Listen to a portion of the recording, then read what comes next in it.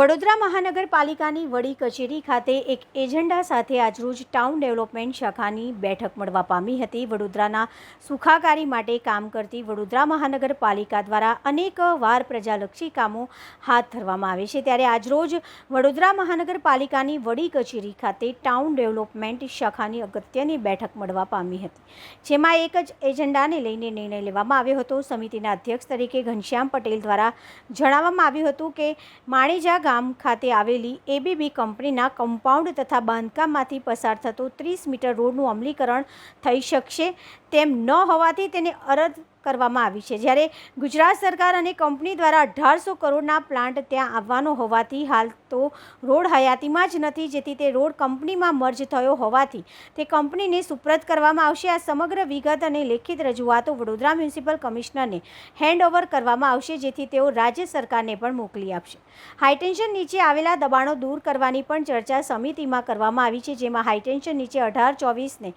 36 મીટરનો રોડ હોય તેવા રોડ પરના દબાણો દૂર કરવામાં આવતા હોય છે, ત્યારે અમારા વિસ્તારમાં પાણીની લાઈન નાખવામાં આવી છે અને ત્યાં દબાણો હોવાથી તે કાર્ય પૂર્ણ થવામાં વિલંબ થઈ રહ્યો છે, જેથી જે દબાણો છે તે પણ વહેલી તકે દૂર થાય તેવી ચર્ચા આજની બેઠકમાં કરવામાં આવી હતી। આવનારી બેઠકમાં 5 મુદ્દાઓ સાથે ચર્ચા વિચારણા કરવામાં આવશે। આજે સમિતિની બેઠક મળી હતી, એજન્ડા પર કેટલા કામો હતા, કેટલા કામોને મંજૂરી આપવામાં આવી છે, શું ચર્ચા થઈ, શું કહેશો? આજ રોજ ટાઉન પ્લાનિંગ સમિતિની મિટિંગની અંદર ફક્ત એક જ કામનો એજન્ડા હતો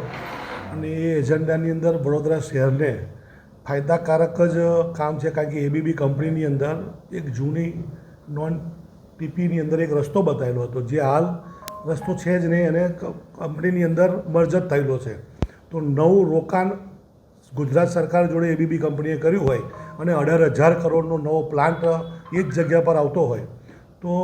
એ જગ્યા પર જે જૂનો રોડ જે છે એ અત્યારે હયાત છે જ નહીં, કંપનીની અંદર જ છે, તો એનું નોટિફિકેશન બહાર પાડી અને આજરોજ આ ટાઉન પ્લાનિંગ કમિટી એ રોડ કંપનીની અંદર આપી દઈ અને નવું પ્રોજેક્ટ જે શરૂ કરવા માગે છે એ લોકો એના માટેની મંજૂરી માટે હતો અને જે અમે લોકોએ એ દરખાસ્તને આજે મંજૂર કરી કમિશનરને આગળ મોકલી અને એ ગુજરાત સરકારમાં મોકલશે।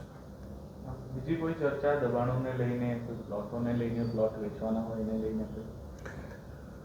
એવી કોઈ ચર્ચા થઈ નથી, પણ એક ચર્ચા એવી થઈ છે કે જે દબાણ તૂટે છે કોઈ જગ્યાએ કે ભાઈ આ જગ્યાએ અમારા દબાણ તૂટ્યા છે, એ પ્રાઇવેટ જગ્યા હતી કે સરકારી જગ્યા હતી, એવી એક થોડીક ચર્ચા થઈ છે। પણ બીજા 1-2 જગ્યાએ પણ છે કે ભાઈ 30 મીટરની ડ્રાફ્ટ ટીપી તૈયાર છે,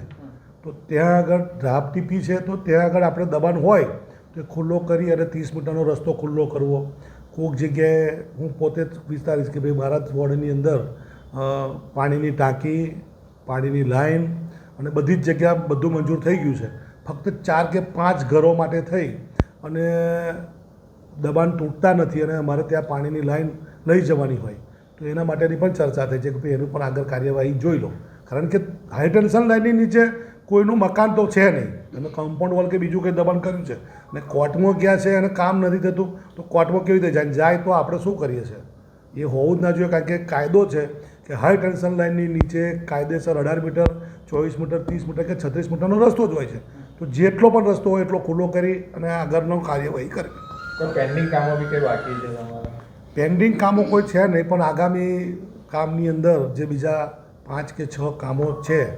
એની ચર્ચા કરી, કારણ કે આ ઇમ્પોર્ટન્ટ કામ હતું જે વડોદરા શહેરને ફાયદાકારક હતું, એટલે એક કામ લઈ અને એને